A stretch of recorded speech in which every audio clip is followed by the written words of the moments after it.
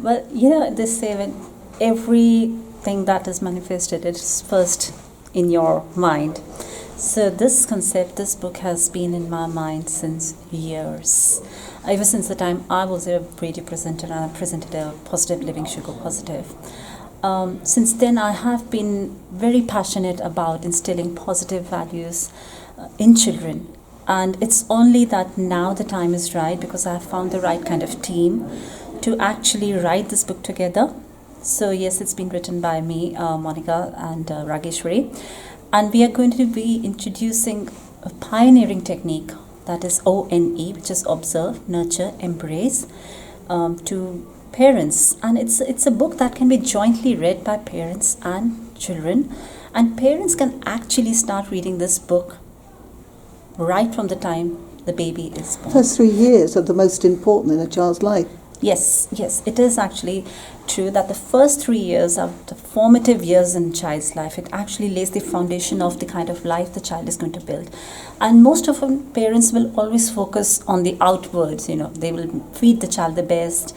They will take them to all the classes with children to interact, social interaction. They'll take care that they're wearing clean clothes.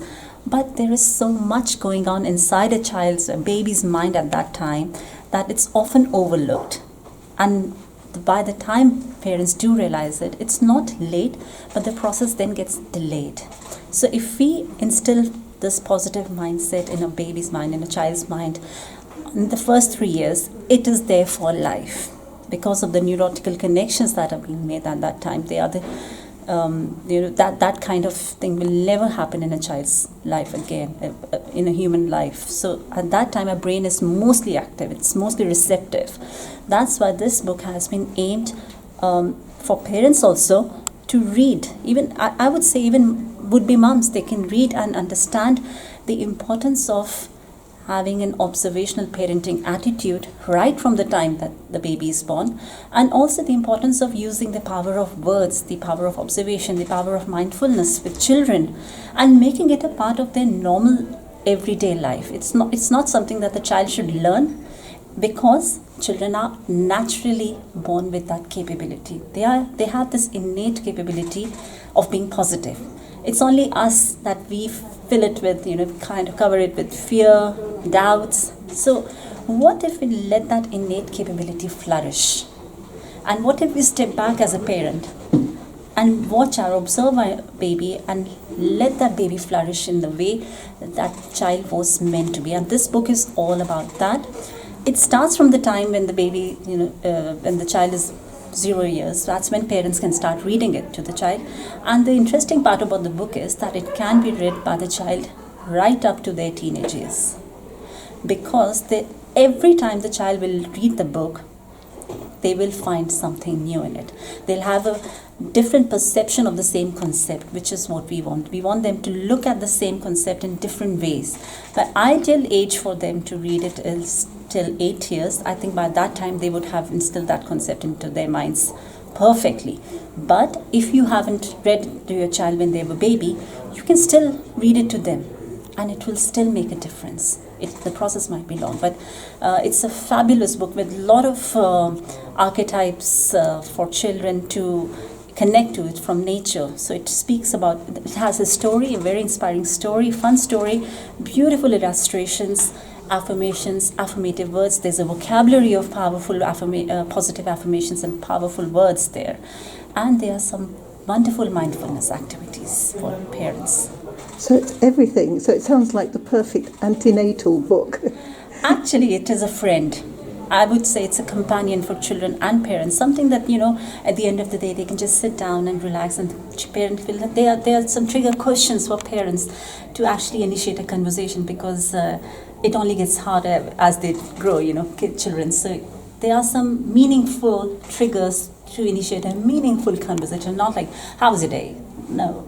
They just go deeper into it, into more observational state of being. So it teaches parents really not to be superficial with their questioning of their children. When they come home from school maybe and they say, how's your day? And they're really, the parents getting on with tea or whatever it is, and they're only half listening. Yes. It is actually teaching parents to actually listen. Absolutely. And as you say, observe. Observe and actually be there, be mindfully there with their children. And it's not just mindfulness, it's using the power of observation, power of words to nurture, and power of mindfulness. It's a combined package of that, and it absolutely works. It's not something that we've just written. I have adapted this in my life when my daughter was little.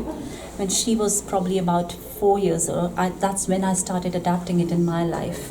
And I can see, I mean, it took me years, but to understand the results of the outcome of it, probably because I started, in my mind, I should have started it earlier. But the results are fabulous, and the kind of bond that me and her share, because you have to understand a child's inner world is like their secret garden, and they will not allow you to come there without being welcome. You have to be welcome there. You can't just be there just because you're a parent. It doesn't give you the right. But most of the parents think that that's their right. You have a right on their outer world, you have a right on the inner world, but actually, as a parent also, you have to work your way through it. You have to be very patient, you have to work diligently. And this is the technique that this is what we are telling parents through this, that how to enter a child's inner world, nurture it with love through words, and then together find new things to build in that inner world through mindfulness. I can already see book 2 about talking to teenagers and helping them cope with life. Absolutely. It's in mind. It's in my mind. It's in your mind. But for the time being, you are actually putting on workshops that give parents a taste of what this is about. Yes, because I think before we teach the children, we have to teach the parents. We have to make the parents understand how to be a parent.